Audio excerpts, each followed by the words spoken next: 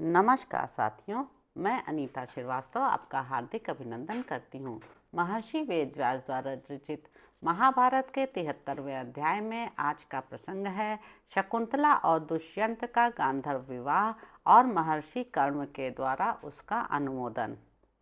दुष्यंत बोले, कल्याणी, तुम जैसी बातें कह चुकी हो उनसे भली भांति स्पष्ट हो गया कि तुम क्षत्रिय कन्या हो। सुश्रोणी मेरी पत्नी बन जाओ। बोलो, मैं तुम्हारी प्रसन्नता के लिए क्या करूं? सोने के हार, सुंदर वस्त्र, तपाए हुए सुवर्ण के 2 कुंडल, विभिन्न नगरों के बने हुए सुंदर और चमकीले मणि रत्न निर्मित आभूषण, स्वर्ण पदक और कोमल मृगचर्म आदि वस्तुएं तुम्हारे लिए मैं अभी लाए देता हूँ। शोभने अधिक क्या कहूँ, मेरा सारा राज्य आज से तुम्हारा हो जाए, तुम मेरी महारानी बन जाओ। वीरू, सुंदरी, गांधर्व विवाह के द्वारा मुझे अंगीकार करो। रंभोरु विवाहों में गांधर्व विवाह श्रेष्ठ कहलाता है। शकुंतला ने कहा, राजन, मेरे पिता कर्म फल लाने के लिए इस आश्रम से बाहर गए हैं। 2 घड़ी प्रतीक्षा कीजिए, वे ही मुझे आपकी सेवा में समर्पित करेंगे। महाराज, पिता ही मेरे प्रभु हैं, उन्हें ही मैं सदा अपना सर्वोत्कृष्ट देवता मानती हूँ। पिताजी मुझे जिसको सौंप देंगे वही मेरा पति होगा। कुमारावस्था में पिता, जवानी में पति और बुढ़ापे में पुत्र रक्षा करता है। अतः स्त्री को कभी स्वतंत्र नहीं रहना चाहिए। धर्मिष्ठ राजेंद्र, मैं अपने तपस्वी पिता की अवहेलना करके अधर्म पूर्वक पति का वरण कैसे कर सकती हूँ? दुष्यंत बोले, सुंदरी, ऐसा न कहो। तपोराशि महात्मा कर्ण बड़े ही दयालु हैं। शकुंतला ने कहा, राजन, ब्राह्मण क्रोध के द्वारा ही प्रहार करते हैं। वे हाथ में लोहे का हथियार नहीं धारण करते। अग्नि अपने तेज से, सूर्य अपनी किरणों से, राजा दंड से और ब्राह्मण क्रोध से दग्ध करते हैं। कुपित ब्राह्मण अपने क्रोध से अपराधी को वैसे ही नष्ट कर देता है जैसे वज्रधारी इंद्र असुरों को। दुष्यंत बोले, वरारोहे, तुम्हारा शील और स्वभाव प्रशंसा के योग्य है। मैं चाहता हूँ तुम मुझे स्वेच्छा से स्वीकार करो। मैं तुम्हारे लिए ही यहाँ ठहरा हूँ। मेरा मन तुम में ही लगा हुआ है। आत्मा ही अपना बंधु है, आत्मा ही अपना आश्रय है, आत्मा ही अपना मित्र है और वही अपना पिता है।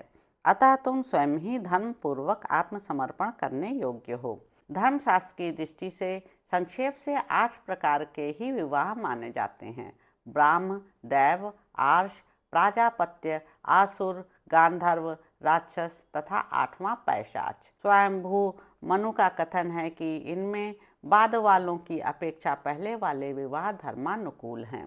पूर्व कथित जो 4 विवाह ब्राह्म, दैव, आर्ष तथा प्राजापत्य हैं, उन्हें ब्राह्मण के लिए उत्तम समझो।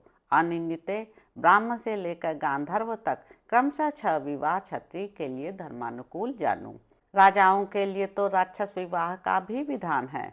वैश्यों और शूद्रों में आसुर विवाह ग्राह्य माना गया है। अंतिम 5 विवाह में तो 3 धर्म सम्मत हैं और 2 अधर्म रूप माने गए हैं।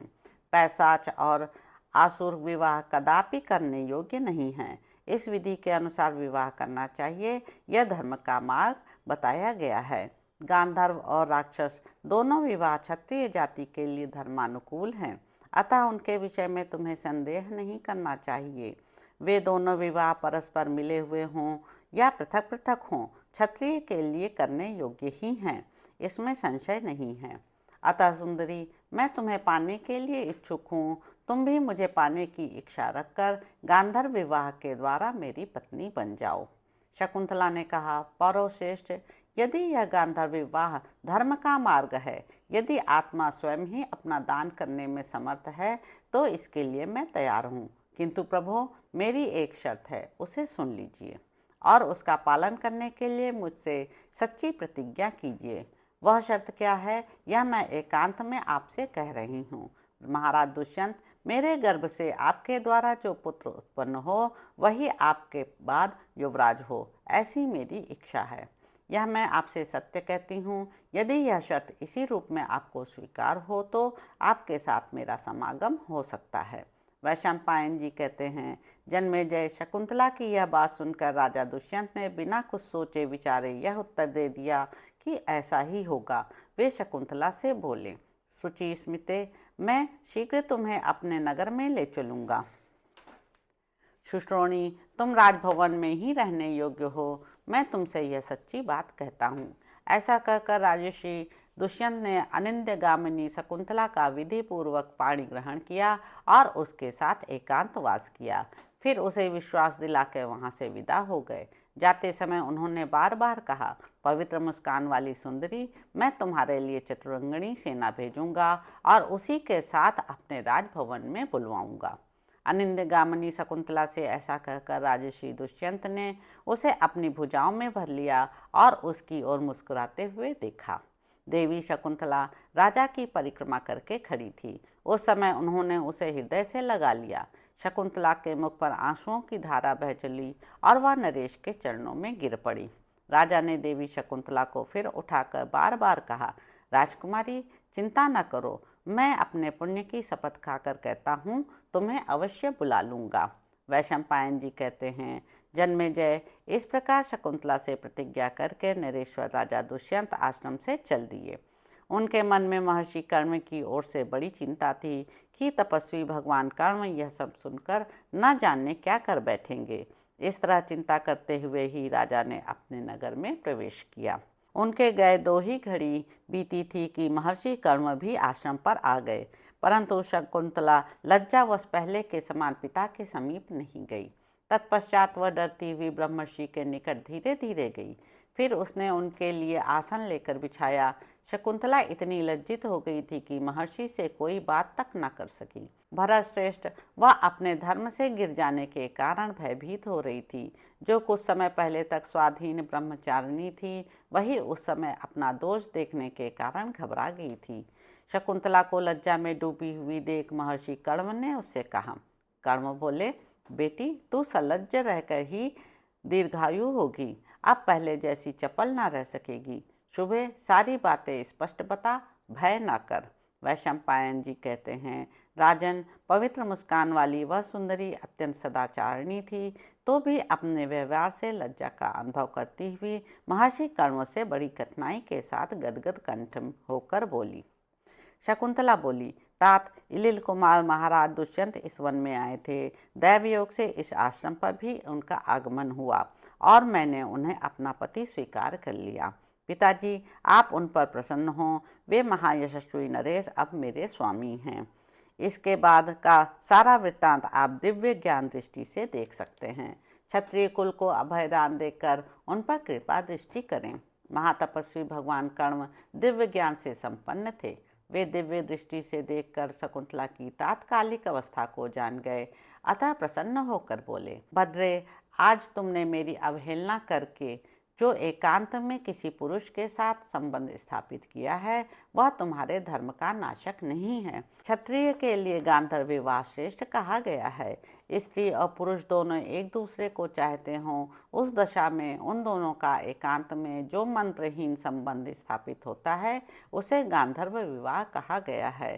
शकुंतले, महामना दुष्यंत धर्मात्मा और श्रेष्ठ पुरुष हैं। वे तुम्हें चाहते थे। तुमने योग्य पति के साथ संबंध स्थापित किया है, इसलिए लोक में तुम्हारे गर्भ से एक महाबली और महात्मा पुत्र उत्पन्न होगा, जो समुद्र से घिरी हुई इस समूची पृथ्वी का उपभोग करेगा। शत्रुओं पर आक्रमण करने वाले उस महामना चक्रवर्ती नरेश की सेना सदा अप्रतिहत होगी। उसकी गति को कोई रोक नहीं सकेगा। तदंतर शकुंतला ने उनके लाए हुए फल के भार को लेकर यथास्थान रख दिया। फिर उनके दोनों पैर धोए और जब वे भोजन और विश्राम कर चुके, तब वह मुनि से इस प्रकार बोली। शकुंतला ने कहा, भगवान, मैंने पुरुषों में श्रेष्ठ राजा दुष्यंत का पति रूप में वर्ण किया है, अतः मंत्रियों सहित उन नरेश पर आपको कृपा करनी चाहिए। कण्व बोले, उत्तम वर्ण वाली पुत्री, मैं तुम्हारे भले के लिए राजा दुष्यंत पर भी प्रसन्न ही हूँ। सुचि स्मिते, अब तक तो तेरे बहुत से ऋतु व्यर्थ बीत गए हैं, इस बार यह सार्थक हुआ है। अनगे, तुम्हें पाप नहीं लगेगा। शुभे, तुम्हारी जो इच्छा है वह वर मुझसे मांग लो। वैशंपायन जी कहते हैं, जन्मेजय, तब शकुंतला ने दुष्यंत के हित की इच्छा से यह वर मांगा कि पूर्ववंशी नरेश सदा धर्म में स्थिर रहें और वे कभी राज्य से भ्रष्ट न हों। उस समय धर्मात्माओं में श्रेष्ठ कण्व ने उससे कहा, एवं अस्तु। यह कहकर उन्होंने मूर्तिमती लक्ष्मी सी पुत्री शकुंतला का दोनों हाथों से स्पर्श किया और कहा, कर्ण बोले, बेटी आज से तू महात्मा राजा दुष्यंत की महारानी है, अतः पतिव्रता स्त्रियों का जो वर्ताव तथा सदाचार है उसका निरंतर पालन कर। तो इस प्रकार साथियों, आदि पर्व के अंतर्गत संभव पर्व में शकुंतलोपाख्यान विषयक 73वां अध्याय पूरा हुआ। इसके अगले अंक में आप जानेंगे कि शकुंतला के पुत्र का जन्म, उसकी अद्भुत शक्ति, पुत्र सहित शकुंतला का दुष्यंत के यहाँ जाना, दुष्यंत शकुंतला संवाद, आकाशवाणी द्वारा शकुंतला की शुद्धि का समर्थन और भरत का राज्याभिषेक। तो अब आपसे अगले अंक में मुलाकात होगी। मेरे YouTube चैनल संवाद विद अनीता को लाइक करें, शेयर करें, सब्सक्राइब करें। धन्यवाद साथियों।